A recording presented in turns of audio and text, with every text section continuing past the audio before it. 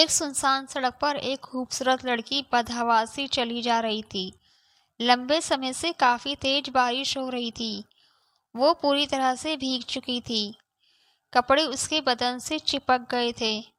वह बेसुध सी चलती हुई अपनी जिंदगी के बारे में सोच रही थी। कितनी अजीब सी जिंदगी थी उसकी। उसके बाप का पता तो उसे था ही नहीं।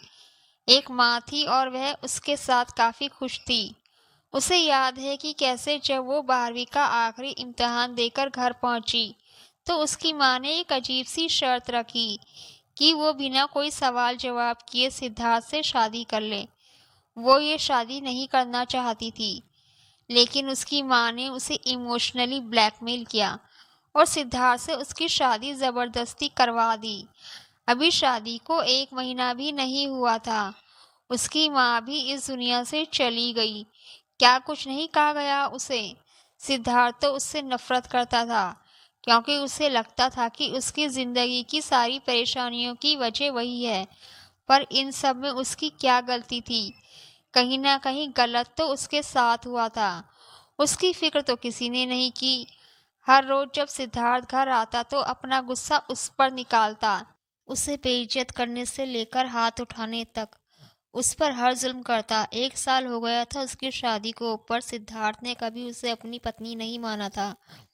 कल रात उसने उसकी इज्जत को तार तार कर दिया, और जब इन सब से मन नहीं भरा तो थमा दिए हाथ में तलाक के कागज और निकाल दिया अपनी जिंदगी और घर से बाहर, बिना ये सोचे कि वो अकेली अनाथ लड़की कहाँ जाएगी, क्या करेगी वो।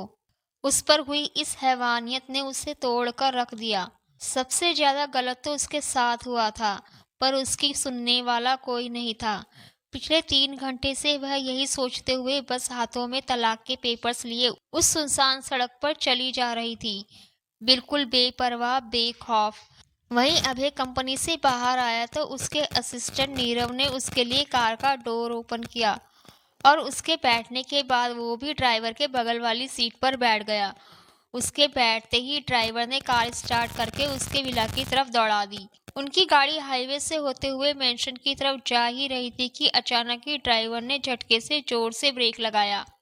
उसके इस तरह से ब्रेक लगाने पर अभय ने लैपटॉप से नजरें हटाकर उसे घूर कर देखा तो वह कांपने लगा। इससे पहले कि नीरव उससे कुछ पूछता वह खुद ही बोल पड़ा, सर सामने देखिए, वहाँ एक लड़की कार के सामने खड़ी है। उसकी बात सुनकर नीरव ने सामने देखा तो उसे गाड़ी के ठीक 2 कदम आगे आव्या दिखाई दी, जो शांति से वहां खड़ी थी। बारिश बहुत तेज हो रही थी, जिसकी वजह से कुछ भी साफ साफ नहीं दिख रहा था। अभय ने भी एक नजर बाहर देखा। जैसे ही उसकी नजर उस लड़की पर पड़ी तो उसकी धड़कनें तेज हो गई। वो बेख्याली में दरवाजा खोलकर बाहर निकलने लगा कि नीरव ने उसे रोकते हुए कहा, बॉस मैं देखता हूँ, बाहर खतरा भी हो सकता है, वैसे भी बाहर बारिश हो रही है।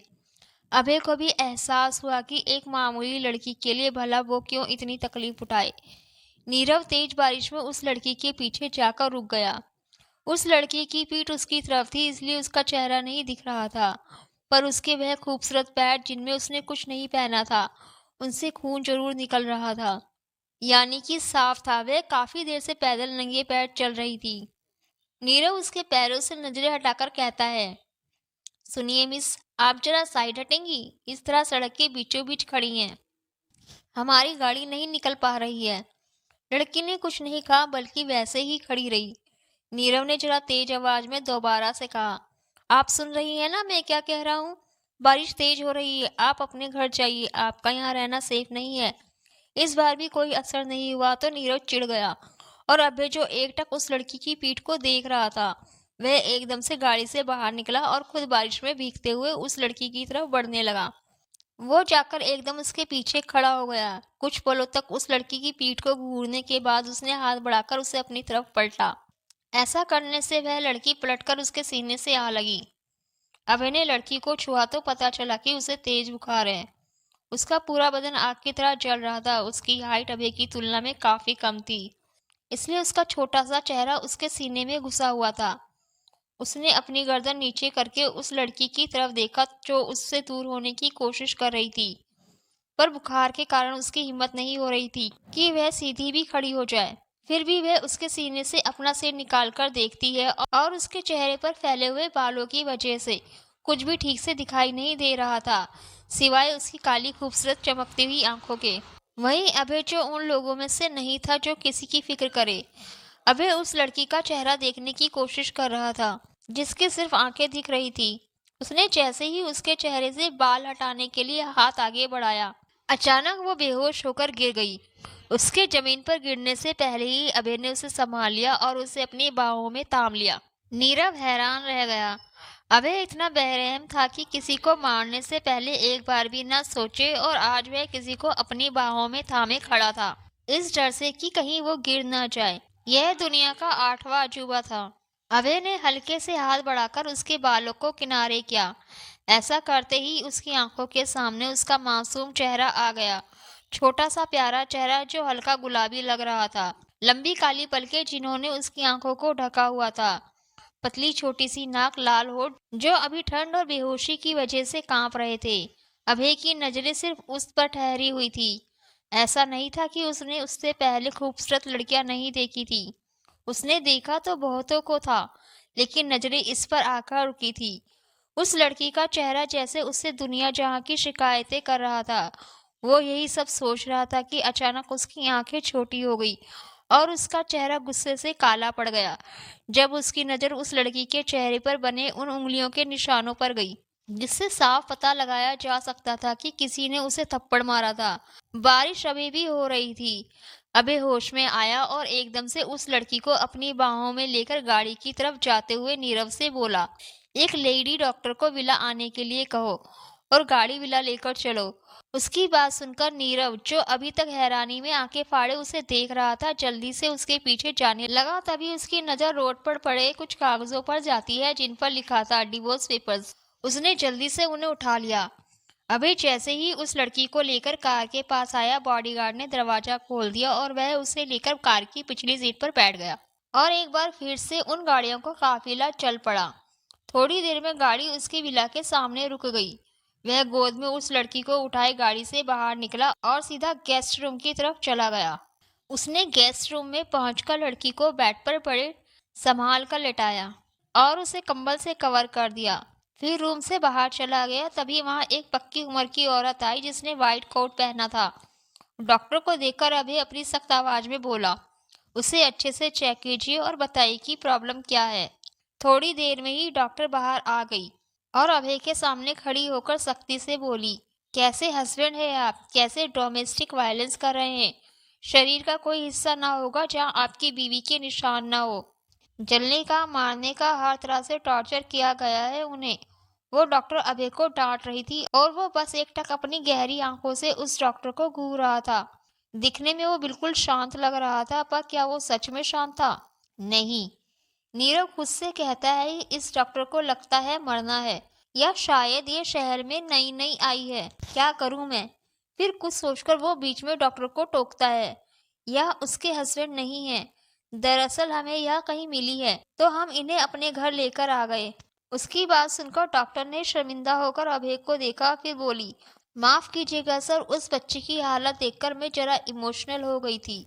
उसके साथ किसी ने बहुत बुरा किया है। बेल्टों से मारने के निशान हैं उसके शरीर पर, कहीं कहीं जलने के निशान भी हैं। और यहाँ तक कि इतना कहते ही वो बीच में रुक गई।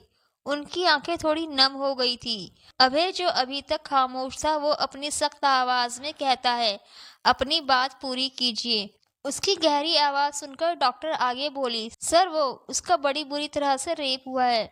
उसके यह कहते ही वहां मौजूद सभी की आंखों में हमदर्दी आ गई।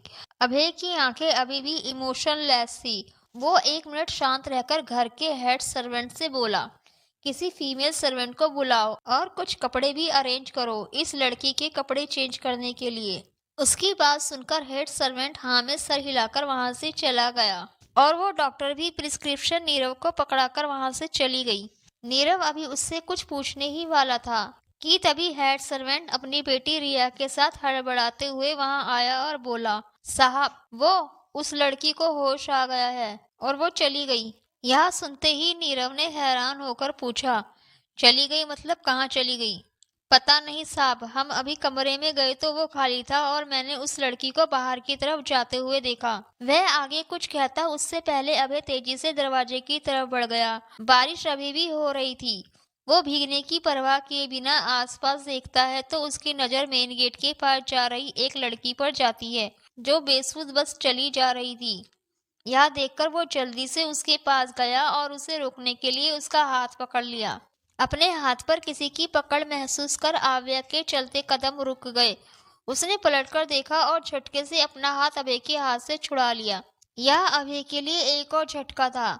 उसकी एक नजर को पाने के लिए लड़कियां हर हद पार करने के लिए तैयार थी। जिसके साथ एक रात गुजारने के लिए लड़कियां तरसती थी, उसका हाथ एक मामूली सी लड़की ने झटक दिया। और उसे हैरानी इस बात की हुई कि उस लड़की ने अपने हाथ के उस हिस्से को साफ करना शुरू कर दिया जहां अभय ने पकड़ा था, जैसे उसका हाथ गंदा हो गया हो।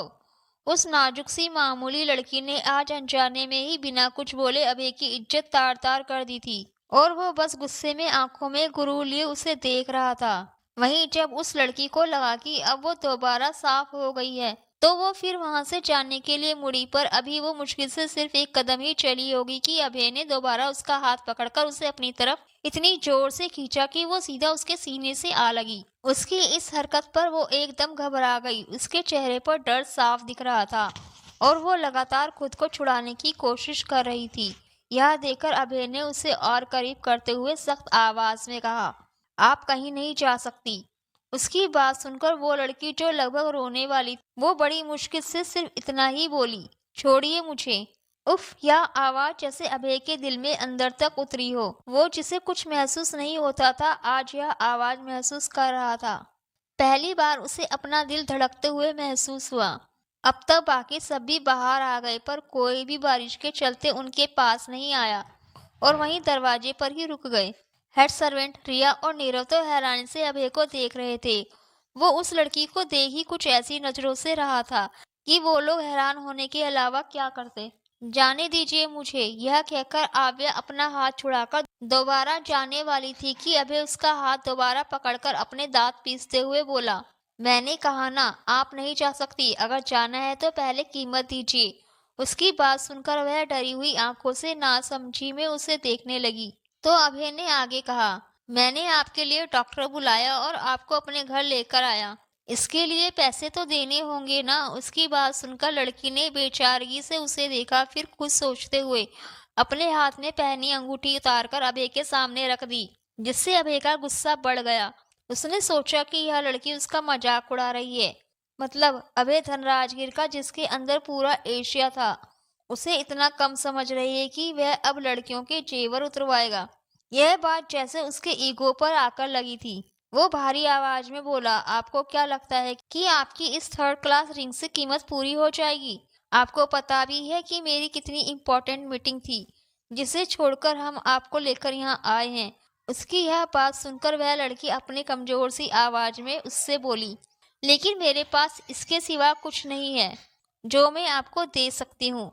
यह सुनकर अभय कुछ देर सोचकर बोला, आई एम ए बिजनेसमैन। मुझे मंजूर नहीं कि कोई मेरा नुकसान करे, इसलिए अब आपको यहीं रहकर मेरे लिए काम करना होगा, समझिए आप। यह सुनकर आध्या बोली, पर मैं नहीं रह सकती यहाँ आपके साथ। यह सुनकर अभय की आंखें लाल हो गई। मतलब आज तक किसी की हिम्मत नहीं थी उसे ना कहने की, और यह लड़की तो जैसे उसके सिर पर चढ़ने लगी थी। उसने हल्का चिल्लाते हुए कहा, ठीक है, अगर नहीं रहना तो मुझे मेरे पैसे दे दीजिए। खैर, आपको देखकर लगता नहीं कि आपका कोई घर भी होगा। मैंने तो आपको सिर्फ एक ऑफर दी थी। आपको मेरी कुक बनना था, मेरी बीवी नहीं। खैर, मुझे अब कुछ पता नहीं। आप मुझे मेरी अमाउंट दे दीजिए और you can go freely now. Head servant Riya और नीरव दूर से उन दोनों को ही देख रहे थे। उन्हें अभय की आवाज तो सुनाई नहीं दे रही थी, पर इतना समझ में आ रहा था कि वो कुछ बोल रहा है, और आज जिंदगी में शायद पहली बार उसे इतना बोलता हुआ देखा था, वो भी एक लड़की से। वो दोनों अभी भी बारिश में भीग रहे थे और वो लड़की एकटक अभय को देखते हुए सोच रही थी कि वो कहाँ जाएगी। ठीक है, मुझे आपकी ऑफर मंजूर है। वो कुछ नहीं बोला। वो अभी भी खाली आंखों से उसे देख रहा था। तभी उसने गौर किया कि वो हल्का हल्का कांप रही है और उसे याद आया कि उसे कितना तेज बुखार है और वो लोग अभी भी भीग रहे हैं। इसलिए वो उसका हाथ पकड़कर उसे खींचते हुए वहां से अंदर की तरफ ले जाने लगा और वो लड़की भी कटी पतंग की तरह उसके पीछे जाने लगी। वो तीनों अभी भी हैरानी से अभय को ही देख रहे थे।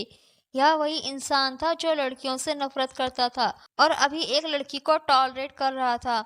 इन्हें अंदर लेकर जाओ और कपड़े बदलकर कुछ खिला दो, हम सुबह बात करते हैं, उसने वहीं साइड में खड़ी रिया को कहा जिसे हेड सर्वेंट बुलाकर लाया था। उनकी बात सुनकर रिया आध्या को लेकर चली गई और अभय भी वहां से चला गया। वह भी तो भीग गया था। अभय अपने लग्जीरियस और विंटेज स्टडी रूम में बीचों बीच बनी अपनी किंग साइज टेबल पर बैठा हुआ था। उसका पूरा इंटीरियर वुडन बेहद डार्क और क्लासी वाइब्स दे रहा था।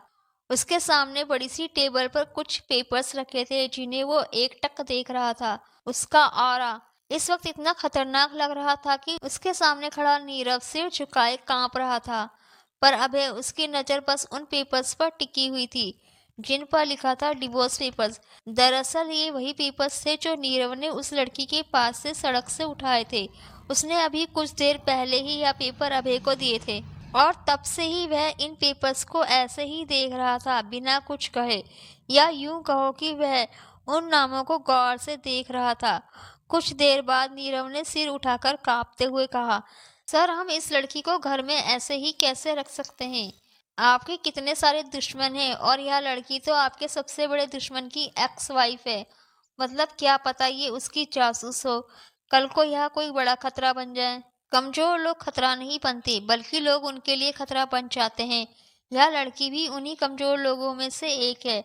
अभय अपना गुस्सा शांत करने के लिए दोबारा से चेयर पर बैठ गया और उन तलाक के कागजों को देखते हुए बोला, जैसा बाप वैसा बेटा। बाप ने भी एक मासूम औरत की जिंदगी बर्बाद करके मरने के लिए छोड़ दिया और बेटे ने भी मासूम लड़की की जिंदगी बर्बाद कर दी।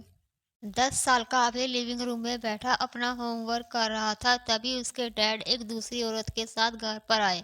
उनके साथ एक लड़का भी था जो अभय का हम उम्र था। वो उस औरत और डैड का ही बेटा था। उसकी माँ पति की इस बेवफाई को सह नहीं पाई और डिप्रेशन में चली गई। उन्हें अभय का भी कोई ख्याल नहीं रहा। एक दिन खुद से लड़ते हुए वो इतना थक गई कि खुद को शूट कर लिया और अभय को अकेला छोड़कर इस दुनिया से चली गई। उसके डैड कोई और नहीं आनंद रायचंद थे, जिन्हें इस सब से कोई फर्क नहीं पड़ा। वह अपनी दूसरी पत्नी और बेटे सिद्धार्थ रायचंद के साथ काफी खुश थे। अभय ने गहरी सांस लेकर उस अंगूठी को उठाया जो उसे आव्या ने दी थी। उसे देखकर वो समझ गया कि वह उसकी वेडिंग रिंग है। वह इस रिंग को देखते हुए नफरत से बोला, कुछ चीजों को वक्त रहते ही खत्म कर देना चाहिए, वरना वह अंदर ही अंदर हमें खत्म कर देती है। यही सोचकर उसने उस अंगूठी को वहीं पास में रखे डस्टबिन में फेंक दिया। इधर आव्या गेस्ट रूम में बेड पर घुटनों को सीने से लगाए बैठी थी। उसने कपड़े बदल लिए थे और अपनी बिखरी हुई जिंदगी के बारे में सोच रही थी। कितनी आसानी से सिद्धार्थ ने सब कुछ खत्म कर दिया और उसे छोड़ दिया, और यह मुश्किलों से घिरी हुई जिंदगी अब उसे मुसीबत लग रही थी। लेकिन खुदकुशी की हिम्मत उसमें नहीं थी। कमजोर, अनाथ, लावारिस, बेसहारा, अब बस उसकी किस्मत में यही 4 शब्द रह गए थे और यही उसकी पहचान थी। सिर्फ 19 साल की उम्र में उसने अपनी उम्र से कहीं ज्यादा दर्द सहा था। जबरदस्ती शादी से लेकर पति के तलाक देने तक का सफर तय किया था। जिस उम्र में बच्चे माँ बाप से अपनी पसंदीदा चीजों की जिद करते हैं, उस उम्र में उसके पास कोई पसंद पूछने वाला ही नहीं बचा, तो जैसे उसके आंसू सूख गए थे अपने हाल पर। अपने पति की बाहों में किसी दूसरी औरत को देखा था उसने। उसे नहीं था उससे प्यार, पर फिर भी रिश्ता तो था ना। जब इज्जत बचाने वाला ही इज्जत नोचने पर आ जाए और आसरा देने वाला ही बेघर कर दे, तो औरत की इज्जत नीलाम होने के अलावा कुछ नहीं बचता। मेरी मर्जी मेरी ख्वाहिश क्या ही मायने रखेंगे किसी की नजरों में, जिनके अपने उन्हें अपना ही नहीं मानते। उन्हें कोई और कहाँ अपना सकता है? ना सब्र है ना हिम्मत है। मैंने कौन सा पाप किया था जो मेरे हिस्से में दर्द, तकलीफ और बदनामियां लिखी हैं? ना मेरे बाप ने मुझे अपनाया ना पति ने। उसकी बातों में बहुत दर्द था जो दरवाजे के बाहर खड़ा हुआ कोई और भी महसूस कर रहा था। आव्या बेड पर लेटी सीलिंग को घूर रही थी। वो सारी रात एक पल के लिए भी सोई नहीं थी। तभी किसी ने उसके दरवाजे को नॉक किया और वो अपनी धीमी आवाज में बोली, आ जाइए। उसकी मंजूरी मिलने पर रिया अंदर आई और एक बैग बेड पर रखते हुए कहा, यहाँ कुछ कपड़े हैं, आप तैयार होकर नीचे आ जाइए, नाश्ते का वक्त हो रहा है। यह कहकर वो चली गई। इधर अभय ब्लैक अरमानी सूट पहने, एक हाथ पैंट की पॉकेट में डाले, दूसरे हाथ में फोन को कान पर लगाए, बड़े स्टाइल के साथ सीढ़ियां उतरकर हॉल में डाइनिंग टेबल के पास आया और हेड चेयर खींचकर वहीं शान से उस पर बैठकर फोन काट दिया और फिर आव्या के कमरे की तरफ देखा कि तभी आव्या वहां आ गई। उसने लेवेंडर कलर का सूट पहना हुआ था और वो उसमें बड़ी प्यारी लग रही थी। उस सादे से सूट को आव्या की खूबसूरती ने और कीमती बना दिया था। उसकी मौजूदगी महसूस कर अभय ने अपनी गहरी नजरें उठाकर उसे देखा तो एक पल के लिए उसकी नजरें उस पर ठहर गई। वह नाजुक सी लड़की जो अब तक उसके सामने सिर झुकाए खड़ी थी, उसमें कुछ तो अलग था जो उसे सबसे खास बनाता था, और शायद वह थी उसकी तहजीब, शर्म और उसके संस्कार। उसने आज तक जितनी लड़कियों को देखा था उनकी नजरें अभय पर ठहर जाती थी, पर यहाँ वह लड़की थी जिस पर अभय की नजरें ठहरी थी। उसने एक नजर भी उठाकर अभय को नहीं देखा। अभय अभी अभी ऑफिस से आया था और आव्या को कॉफी बनाने के लिए कहकर ऊपर चला गया। कुछ देर बाद वह कॉफी बनाकर ट्रे में रखकर बाहर आई, लेकिन बाहर कोई नहीं था। उसे समझ नहीं आ रहा था कि वह कहाँ जाए। उसकी नजरें हेड सर्वेंट को ढूंढ रही थी, पर वो भी कहीं नजर नहीं आ रहे थे। बेचारी क्या करती, उसे हार मानकर जाना ही पड़ा। दरवाजे पर नॉक करके वो अपना सिर झुकाकर अंदर गई और बिना आसपास ध्यान दिए चुपचाप टेबल पर जाकर अभय की कॉफी वहां रखकर वापस जाने के लिए पलट गई। अभय ने सख्त आवाज में कहा, रुकिए। वो चुपचाप सिर झुकाकर खड़ी हो गई तो अभय ने उसे बिना किसी भाव के देखते हुए कहा, आप खड़ी क्यों हैं, मैंने कहा है। उसके सवाल पर वो जल्दी जल्दी नाव में सिर हिलाने लगी तो अभय ने उसे सामने लगी चेयर पर बैठने का इशारा किया और वो जल्दी से चुपचाप वहां बैठ गई। उसके बाद अभय किसी मीटिंग में बिजी हो गया। करीब 20 मिनट बाद अभय ने गुस्से में बिना दूसरी तरफ के इंसान की पूरी बात सुने कॉल कट कर दिया और अपना लैपटॉप बंद करके जब सामने देखा तो आव्या बड़े ध्यान से कुछ ड्रॉ कर रही थी। यह देखकर वो अपनी जगह से उठकर उसकी तरफ गया, पर जैसे ही उसके पास पहुंचकर स्केच बुक में देखा तो उसे जरा हैरानी हुई। उसने एक डेकोरेशन डिजाइन बनाया था जो बिल्कुल डिफरेंट और यूनिक था। उसकी स्केचिंग इतनी अच्छी थी कि लग रहा था किसी प्रोफेशनल ने की हो। अभय की डिजाइनिंग टीम, जिसमें एक एक इंसान हाईली एजुकेटेड और एक्सपीरियंस था, उनके डिजाइन से कहीं बेहतर डिजाइन उसने ऐसे ही 15-20 मिनट में बना दिया था, जो काफी शॉकिंग था। उसने आगे बढ़कर स्केच बुक को उससे ले लिया और उस डिजाइन को देखने लगा। अबे उसकी तरफ देखकर बोला, प्रोफेशनल तो नहीं है, काफी सारी कमियां हैं, पर डिजाइन बहुत यूनिक है। मेरी कंपनी में काम करना चाहेंगी? उसके सवाल पर वो चौंक गई। उसे उम्मीद नहीं थी कि वो ऐसा कुछ पूछेगा। अभय को उसकी डिजाइन्स काफी पसंद थी, बस उसे थोड़ा सीखने की जरूरत थी, इसीलिए वह उसे ऑफर दे रहा था। अभय के समझाने पर आद्या ने भी कुछ सोचते हुए कहा, ठीक है, मुझे मंजूर है। उसकी बात सुनकर अभय के चेहरे पर एक हल्की सी मुस्कुराहट आ गई, जो वह देख नहीं पाई थी। आज संडे था, अभय कहीं नहीं गया था। वो सुबह से ही अपने स्टडी रूम में था। वो उसे खाने के लिए बुलाने आई थी। दरवाजा खटखटाया पर कोई जवाब नहीं आया। उसने दरवाजे को हल्का सा धक्का दिया तो दरवाजा खुल गया। यह देखकर वह हिचकिचाते हुए अंदर चली आई। उसने कमरे में देखा तो वह उसे कहीं नजर नहीं आया। वो बालकनी में रेलिंग के पास खड़ा सिगरेट की कश लगाते हुए बाहर आसमान की तरफ देख रहा था। आज कुछ बादल छाए हुए थे जो बेमौसम बारिश की उम्मीद जगा रहे थे। वहां पास में एक एस्ट्रे में काफी सारी आधी जली सिगरेट पड़ी हुई थी, जिससे साफ था वो काफी देर से सिगरेट पी रहा था। आवे ने आज पहली बार अभय को अच्छे से देखा था और वो इस बात से इनकार नहीं कर सकती थी कि आज तक उसने जितने भी मर्द देखे थे, वो उन सब में सबसे ज्यादा हैंडसम था। ब्लैक शर्ट और ब्लैक पैंट में वह एकदम बवाल लग रहा था। जो चीज उसे सबसे अलग बनाती थी वो थी उसकी गंभीरता, उसका सब्र। पर एक और चीज जो उसे सबसे अलग बनाती थी वो था उसकी आंखों में दर्द और खालीपन, जो आव्या ने बहुत पहले ही गौर किया था। वह अभी उसे देख ही रही थी कि सिगरेट के धुएं के कारण उसे अपने आसपास घुटन महसूस होने लगी और वह जोर जोर से खांसने लगी। वहीं उसके खांसने की आवाज़ सुनकर अभय का ध्यान उस पर गया और उसे इस तरह खांसता देख वो अपनी सिगरेट वहीं एश-ट्रे में बुझाकर उसके पास आया और उसकी पीठ हल्की-हल्की थपथपाने लगा। थोड़ी देर बाद आव्या थोड़ी नॉर्मल हुई, तो उसने टेबल पर से एक गिलास पानी लेकर उसकी तरफ बढ़ाया और वो भी लंबी-लंबी सांसें लेते हुए पानी पीने लगी। अभय उसे शांत देखकर अपनी सख्त आवाज़ में बोला, "क्यों खड़ी थी यहाँ? पता नहीं है सिगरेट की स्मेल ठीक नहीं होती सेहत के लिए। आप भी तो पी रहे थे। आपको नहीं पता कितना अनहेल्दी है, पैकेट पर भी लिखा होता है।" आव्या ने शिकायती लहजे में कहा, "मेरे मरने पर किसी का नुकसान नहीं होगा, कोई रोने वाला नहीं है मेरा।" अभय ने हल्का सा मुस्कुराकर कहा, "मैं भी अनाथ ही हूँ। रोने वाला तो मेरे लिए भी कोई नहीं है।" वो दुखी हो गई। अभय उसकी बात सुनकर चुप हो गया। फिर कुछ पल बाद बोला, "किसी इंसान का अकेले होना उसकी कमजोरी नहीं, उसकी ताकत होती है। जब कोई अकेला होता है तो उसके पास खोने के लिए कुछ नहीं बचता। यह रिश्ते इंसान को सिर्फ कमजोर करते हैं और जो हमें छोड़ जाते हैं ना, वह हमारे कभी होते ही नहीं। इसलिए उनके जाने का शौक नहीं मनाया जाता बल्कि शुक्र किया जाता है। मैं आपको यहाँ खाने के लिए बुलाने आई थी, खाना ठंडा हो रहा है।" यह कहकर वह उसकी पकड़ अपनी बाजू से हटाकर वहां से चली गई और वह बस उसे देखता रह गया। शायद जिंदगी में पहली बार होगा कि किसी ने उसकी आंखों में आंखें डालकर बगावत की थी। वह उस दरवाजे को देखते हुए खुद से कहता है, "बहुत बुरा इंसान हूं मैं। आज नहीं तो कल तुम भी यही बात मान लोगी। तुम भी बाकी औरतों की तरह हो जो धोखेबाज होती है, डरपोक होती है, जरूरत पड़ने पर छोड़कर चली जाती है।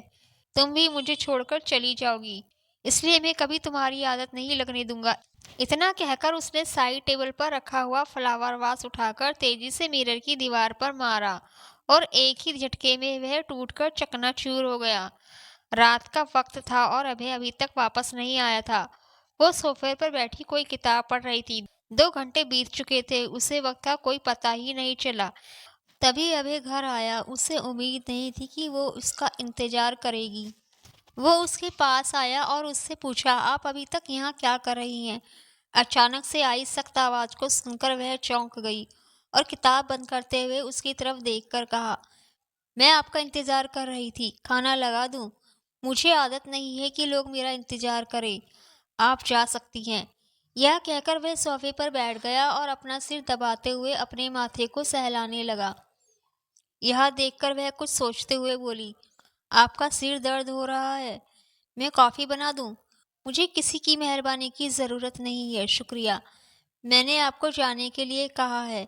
वह वैसे ही आंखें बंद किए बोला। वह उसकी बात सुनकर वहां से जाने के बजाय किचन में चली गई और जब अभय को अपने आसपास किसी की मौजूदगी महसूस नहीं हुई, तो वैसे ही आंखें बंद किए हुए खुद से बोला, "जाने वाले को सिर्फ एक मौके की तलाश होती है और रुकने वाला हजार बहानों को भी नजरअंदाज कर देता है। तुम भी लगता है जाने वालों में से ही हो।" यह कहते वक्त उसके होठों पर एक दर्द भरी मुस्कुराहट थी। वो बंद आंखों के साथ ना जाने क्या क्या सोच रहा था। तभी वह उसके सामने टेबल पर कॉफी का कप रखते हुए बोली, "आपकी कॉफी।" उसकी आवाज़ सुनकर सबसे पहले अभय ने आंखें खोलकर देखा तो उसकी नज़र आव्या पर गई। "मैंने जानने के लिए कहा था, पर मैं रुकना चाहती थी। आपका सिर दर्द हो रहा है, पी लीजिए, आराम मिलेगा।" वह जाने लगी तो उसने उसे खाना लगाने के लिए कहा। वो किचन से खाना गर्म करके लाई। कॉफी खत्म करके वह डाइनिंग टेबल पर आ गया और आव्या खाना सर्व करके वहां से जाने लगी तो अभय ने उसे रोककर कहा, "अगर मुझे किसी और चीज की जरूरत पड़ी तो थोड़ी देर यहीं रुक जाइए। आप खाइए, मुझे अल्कोहल से प्रॉब्लम है।" यह कहकर आव्या वहां से चली गई। अभय हैरान रह गया। उसने ड्रिंक की थी पर उसमें अल्कोहल की मात्रा इतनी कम थी कि किसी भी नॉर्मल इंसान को पता नहीं चले। आव्या ने अभय का ऑफिस ज्वाइन कर लिया था, या ये कहो कि ये अभय का ऑर्डर था। वह आव्या को उसके गमों की दुनिया से बाहर निकालना चाहता था। 2-3 दिन ही हुए थे उसे वहां इंटर्न के तौर पर काम करते हुए कि सिद्धार्थ अपनी गर्लफ्रेंड पिया के साथ उसके ऑफिस आया था। पिया और सिद्धार्थ की 15 दिन बाद शादी थी और वो अपनी शादी अभय की इवेंट कंपनी से ऑर्गेनाइज करवाना चाहते थे और अपने कपड़े भी उसकी कंपनी से ही डिजाइन करवाना चाहते थे। वहीं पिया ने जब अभय को देखा तो उसकी पकड़ सिद्धार्थ के हाथ पर छूट गई वो पहली बार उसे अपने सामने देख रही थी और इतने हैंडसम इंसान को सामने देखकर वो जैसे हिप्नोटाइज हो चुकी थी। वो कुछ पल के लिए भूल गई कि सिद्धार्थ भी एग्जिस्ट करता है। उसके मुंह से अचानक निकला, सो हॉट। एक कलीग ने आव्या को एक डिजाइन अभय से अप्रूव करवा कर लाने के लिए कहा। वह जाना तो नहीं चाहती थी, पर दूसरी कलीग सचमुच बिजी थी। अब आव्या के पास कोई और चारा नहीं था, इसलिए वो हाँ में सिर हिलाकर उससे फाइल लेकर वहां से अभय के कैबिन की तरफ चली गई।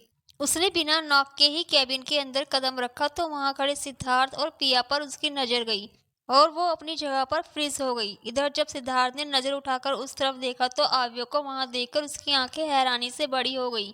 उसने बिल्कुल उम्मीद नहीं की थी कि आव्या यहाँ हो सकती है। उसने पिछले दिनों हर कोशिश की उसे ढूंढने की, पर मजाल है जो उसे उसके बारे में कुछ भी पता चला हो। पिया का चेहरा उसे देखकर काला पड़ गया और सिद्धार्थ को उसे देखते देखकर उसकी आंखें जलन से लाल हो गई। वहीं अभय को भी आव्या पर सिद्धार्थ की नजरें बर्दाश्त नहीं हो रही थी। उसने अपनी सख्त आवाज में आव्या से कहा, मिस आव्या, जान सकता हूँ ऐसी कौन सी वजह है जो आप बिना नॉक के यहाँ आ गई? उसकी आवाज में गुस्सा साफ नजर आ रहा था। उसकी आवाज सुनकर आव्या, जो अभी तक सहमी हुई नजरों से सिद्धार्थ को देख रही थी, उसका ध्यान अभय पर गया और अपनी गलती का एहसास हुआ। वो डरते हुए बोली, सॉरी, वो मेरा ध्यान नहीं था। दरअसल इस फाइल पर आपके सिग्नेचर चाहिए। यह कहते हुए उसने टेबल के पास आकर अभय के सामने एक फाइल रख दी। पिया ने गुस्से से आव्या को देखा। उसे समझ नहीं आ रहा था कि वो यहाँ क्या कर रही है। उसने खुद कई बार इस कंपनी में इंटर्नशिप करने के लिए अप्लाई किया था, पर वो सिलेक्ट नहीं हुई। फिर ये अनपढ़ गवार लड़की तो सिर्फ इंटर तक पढ़ी थी, ये यहाँ कैसे हो सकती थी? आव्या जा ही रही थी कि अभय ने पीछे से आवाज देकर पूछा, आव्या, आप ठीक फील कर रही हैं? आव्या उसकी तरफ देखकर हल्का सा मुस्कुराकर बोली, जी, अब मैं ठीक हूँ, फिक्र मत कीजिए।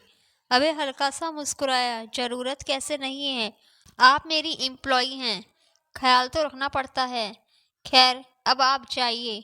उसकी बात सुनकर वो मुस्कुराते हुए वहां से चली गई। वहीं सिद्धार्थ अभय का झुका आव्या की तरफ देखकर उसकी आंखें गुस्से से लाल हो गई। ऊपर से आव्या का उसकी प्रेजेंस का कोई इफेक्ट न होना, आज वो उसे काफी बदली हुई सी लग रही थी। ना उसकी आंखों में डर था, ना कोई उम्मीद। पिया को फोन आया तो वो वहां से चली गई, लेकिन सिद्धार्थ आव्या से एक बार मिलना चाहता था।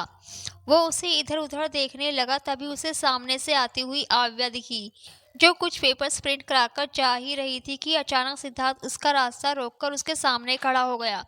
उसने नजरें उठाकर देखा, सिद्धार्थ उसे ही देख रहा था। वो बिना उस पर ध्यान दिए साइड से जाने लगी तो सिद्धार्थ ने उसका हाथ पकड़ लिया और उसे वहां से कोने में खींचकर कॉरिडोर के लास्ट में लेकर गया, जहां कोई उन्हें नहीं देख रहा था, और दीवार से लगाकर गुस्से में उसे घूरने लगा। आव्या अपना हाथ छुड़ा रही थी, छोड़िए मुझे। और रियली, पहुंची कैसे तुम यहाँ तक? मैंने तो सिर्फ यूं ही तुम्हारे कैरेक्टर पर उंगली उठाई थी, पर तुम तो मेरी सोच से भी 2 कदम आगे निकली। उसका एक एक शब्द आव्या को अंदर तक तोड़ रहा था। एक लड़की के लिए सबसे कीमती चीज उसकी इज्जत होती है और सिद्धार्थ उसी पर वार कर रहा था। कहना क्या चाहते हैं? सिद्धार्थ घिनौनी हंसी हंसते हुए बोला, वही जो सच है। उस दिन तो बड़ा ड्रामा कर रही थी। सिद्धार्थ, मुझे मत निकालो यहाँ से। कहाँ जाऊंगी मैं, क्या करूंगी, ये वो। और अब सच सच बताओ, कितने लोगों को खुश किया है यहाँ तक आने के लिए? क्योंकि जिस कारपोरेशन में पिया जैसी पढ़ी लिखी इंटेलिजेंट लड़की को जॉब नहीं मिली, तुम्हें कैसे मिल गई? अबे जैसे मर्दों के स्टैंडर्ड तक तुम पहुंच ही नहीं सकती। बताओ, किसके सहारे पर यहाँ तक आई हो? आव्या भीगी हुई आंखों से उसे ही देख रही थी। मैंने कभी नहीं सोचा था आप इतने घटिया इंसान हो सकते हैं। वह आप थे सिद्धार्थ, जिसने मेरी इज्जत तार तार की थी। वो आप थे जिसने मुझे सर्द रात में तलाक के कागज पकड़ाकर घर से निकाल दिया, यह सोचे बगैर कि इतनी रात को मैं कहाँ जाऊंगी। और अब आप मुझ पर कीचड़ उछाल रहे हैं। सिद्धार्थ उसकी बाजू पकड़कर बोला, अच्छा ठीक है, चलो एक डील करते हैं। वापस आ जाओ मेरे पास। पता नहीं क्या जादू है तुम्हारे खूबसूरत चेहरे में। जब से तुम्हें छुआ है, पिया भी मुझे सुकून नहीं दे पा रही। और वैसे भी क्या फर्क पड़ता है अगर किसी और के बिस्तर पर हो या मेरे? तुम्हें तो इससे आगे वो कुछ कह पाता। उससे पहले ही आव्या ने उसे धक्का देकर गुस्से में कहा, शर्म नहीं आती आपको? मेरे साथ तो जबरदस्ती का रिश्ता था, लेकिन पिया जी के साथ प्यार का रिश्ता है ना, फिर क्यों उन्हें धोखा देना चाहते हैं? सिद्धार्थ चिढ़कर बोला, तुम समझ क्यों नहीं रही हो? मैं आज भी सच में पिया से ही प्यार करता हूँ, लेकिन तुम्हारे जिस्म की तलब होने लगी है। मुझे नशा बन गई हो तुम मेरा। हर जगह ढूंढा मैंने तुम्हें, पर कहीं नहीं थी तुम। खैर, अब चलो मेरे साथ, पैसा शोहरत हर चीज दूंगा तुम्हें, बस मेरी जरूरत का ख्याल रखना है तुम्हें। आव्या को यकीन नहीं हो रहा था कि उसके सामने खड़ा मर्द वाकई इतना गिरा हुआ हो सकता है। उसके सामने खड़ा यह वही इंसान था जिसने उसे तलाक के कागज देकर अपनी जिंदगी से बाहर कर दिया था, और अब उसके जिस्म की ख्वाहिश रखने पर उसे वापस पाना चाहता था, वह भी इज्जत के साथ नहीं। क्या फर्क पड़ता है, मैं पहले भी तो तुम पर अपना हक जता चुका हूं ना, तो अब क्या प्रॉब्लम है? देखो, मैं किसी को पता नहीं चलने दूंगा। मेरा दूसरा विला है, तुम वहां रह सकती हो। तुम्हें जितने चाहिए उतने पैसे दूंगा। उसका एक एक शब्द आव्या को हैरान कर रहा था। अचानक ही उसके दिमाग ने सिद्धार्थ और अभय की तुलना करना शुरू कर दिया। एक तरफ सिद्धार्थ जो उसका पति हुआ करता था और उसने ही उसकी इज्जत को सरेआम नीलाम कर दिया था, दूसरी तरफ अभय जिसका उससे कोई लेना देना नहीं था, फिर भी उसने उसे अपनी इज्जत बनाकर अपने घर में रखा था। उसने उसकी आंखों में देखकर बिना भाव के पूछा, अपनी रखेल बनाकर रखना चाहते हैं मुझे आप? उसके इस सवाल ने सिद्धार्थ को बिल्कुल चुप कर दिया था। ना जाने क्यों आव्या के मुंह से यह शब्द उसे पसंद नहीं आया था। माफ कीजिएगा सिद्धार्थ साहब, आपके साथ जिंदगी गुजारते वक्त भले ही मेरी कोई इज्जत ना हो, पर अब है, और मेरी इज्जत को गवारा नहीं कि मैं आप जैसे बेगैरत और नामर्द के साथ खड़ी भी रहूं। और इतना ही शौक है रखेल रखने का, तो एक बार अपनी होने वाली बीवी से परमिशन जरूर ले लीजिएगा। आव्या दर्द भरी मुस्कुराहट के साथ इतना कहकर वहां से जाने लगी। उसके मुंह से नामर्द सुनकर सिद्धार्थ गुस्से में उसका हाथ पकड़कर चिल्लाते हुए बोला, बोलो, समझती क्या हो तुम खुद को? भूलो मत, आज भी तुम्हारी औकात जमीन पर चलने वाले कीड़े मकोड़े से कुछ कम नहीं है। और तुम्हें क्या लगता है, तुम जैसी कैरेक्टरलेस लड़की को जमाने में कोई इज्जत मिलेगी? अबे धनराजगीर के सपने तो नहीं सजा रखे हैं तुमने अपनी आंखों में? याद रखना, वह तुम जैसी लड़कियों को इस्तेमाल तो कर सकता है, पर उन लड़कियों को कभी अपनी इज्जत नहीं बना सकता। तुम जैसी ना जाने कितनों के साथ उसने अपनी रातें रंगीन की होगी। उसका ख्वाब तक देखना तुम्हारी औकात से बाहर है। बेसहारा समझकर तुम पर तरस खाकर उसने तुम्हारा हाल क्या पूछ लिया। तुम तो ना जाने कैसे ख्वाब सजा बैठी। एक बात याद रखना, तुम जैसी छोड़ी हुई औरत को कोई नहीं अपनाता। एक मर्द की फितरत ऐसी होती ही नहीं। उसकी बातें सुनकर आव्या, जो अभी तक अपने जज्बातों को समेटे बैठी थी, उसके सब्र ने जवाब दे दिया और वह गुस्से में उसे धक्का देकर वहां से चली गई। ऐसे ही पूरा दिन निकल गया। अपने काम से फ्री होकर अभय ने आव्या को कॉल किया। पूरी रिंग जाने के बाद भी उसने फोन नहीं उठाया।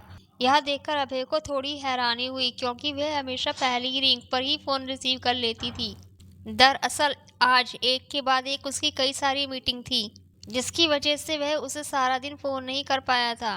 वह तुरंत अपने ऑफिस की फुटेज चेक करता है, जिसे देखकर उसकी आंखें लाल हो गई। वह फोन वहीं सोफे पर फेंक कर गुस्से से अपनी चेयर से उठकर बाहर की तरफ निकल गया। जैसे ही वो टेरेस पर पहुंचा, एक ठंडी हवा का झोंका उसे छूकर गुजर गया। उसने यहाँ वहां देखा, पर उसे कुछ नहीं दिखा। तभी अचानक उसे एक कोने में किसी के रोने की आवाज सुनाई दी। उसने बिना कुछ सोचे धीरे धीरे अपने कदम उस तरफ बढ़ाए, तो उसे दीवार से टिककर बैठी आव्या दिखी, जो अपने घुटनों में सिर छुपाए रो रही थी। वो आहिस्ता से धीरे धीरे कदम लेकर उसके पास पहुंचा और बिल्कुल उसके सामने खड़े होकर उसे आवाज दी। उसकी आवाज सुनकर उसने नजरें उठाकर उसे देखा, और अभय को वहां देखकर जल्दी जल्दी चुपचाप अपने आंसू पोंछने लगी। वहीं अपनी मौजूदगी से उसे इतना अनकंफर्टेबल होता देख अभय बिना कुछ कहे चुपचाप उसके बगल में बैठ गया और उसे रोते हुए देखने लगा। कभी कभी जिंदगी हमें ऐसे रास्तों पर लाकर खड़ा कर देती है जहां से ना हम वापस जा सकते हैं और ना ही आगे बढ़ सकते हैं। अभय ने कहा, तुम्हें पता है यह जिंदगी किसी की सगी नहीं है। सबको किसी ना किसी वक्त पर मुश्किल समय दिखा ही देती है। किसी को जल्दी, किसी को बाद में, पर जानती हो उस वक्त टूटकर बिखरने से ज्यादा जरूरी क्या है? मजबूत बनना। अगर जिंदगी हमें ऐसे ही रास्तों पर लाकर खड़ा कर भी देती है, तो हमें खुद इतनी ताकत होनी चाहिए कि हम अपने रास्ते खुद बना सकें। कभी कभी कहना बहुत आसान होता है मिस्टर धनराजगीर, आप नहीं जानते मुझ पर क्या बीती है। अभय हल्का सा मुस्कुराते हुए बोला, मैं जानना भी नहीं चाहता, मैं बस तुम्हें एक बात बताना चाहता हूँ कि यहाँ बैठकर दुनिया से छुपकर जिसके लिए आंसू बहा रही हो, उसे कदर तक नहीं है तुम्हारी। आव्या जरा गुस्से में हल्का सा चिल्लाते हुए कहती है, सही कहा आपने, मैं ही बेवकूफ हूँ। सारी गलती मेरी है। मेरी माँ ने बिना मेरी मर्जी जाने मेरी पढ़ाई छुड़ाकर जबरदस्ती एक अनजान इंसान से मेरी शादी करवा दी।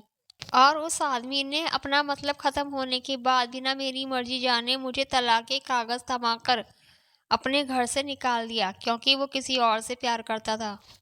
आज मेरा वही पति जिसने मुझे छोड़ दिया दोबारा मेरे सामने आकर मुझे अपनी रखेल बनने का ऑफर दे रहा है। और इन सब के बाद अगर मैं दो आंसू बहा रही हूँ तो आप जैसा एक इंसान आकर मुझे कह रहा है कि मैं बेवकूफ़ और डरपोक हूँ। समझ नहीं आता कि सारे मर्द इतने दोगले क्यों होते हैं। शराफत की चादर ओढ़कर औरत को बदनाम करने क्यों आ जाते हैं। यह सुनकर वह बोला, यह तुम पर डिपेंड करता है कि तुम किसी की ज़रूरत बनना चाहती हो या किसी की ख्वाहिश। अगर इसी तरह रोती रहोगी तो सारी ज़िंदगी निकल जाएगी और कुछ नहीं होगा। कहने को तो मैं तुम्हें दो शब्द बोल सकता हूँ, अपने हालातों से लड़ना सीखो। जिसने तुम्हें बर्बाद करने की कोशिश की है उससे बर्बाद कर दो, इतना बर्बाद कि वह तुम्हारे सामने खड़ा ना हो सके। इसलिए उठो, हमें घर भी जाना है, आज के लिए तुम बहुत रो चुकी हो। कहकर वह अपनी जगह से खड़ा हो गया और अपना हाथ आव्या की तरफ बढ़ाया। आव्या ने कुछ सोचकर उसका हाथ थाम लिया। वहीं उसका हाथ अपने हाथ में देखकर अभय अजीब तरीके से मुस्कुराया, लेकिन उसकी यह मुस्कुराहट आव्या नहीं देख पाई। ठीक से खड़े होने के बाद उसने अपना हाथ उसके हाथ से खींचने की कोशिश की, पर अभय मजबूती से उसका हाथ पकड़कर बोला, मैं अगर किसी का हाथ थाम लूं तो वह चाहकर भी दूर नहीं जा सकता। वह कुछ कहने वाली थी कि तभी उसका सिर घूमने लगा और अगले ही पल वो बेहोश होकर नीचे गिरने लगी कि अभय ने तुरंत उसे अपनी बाहों में थाम लिया।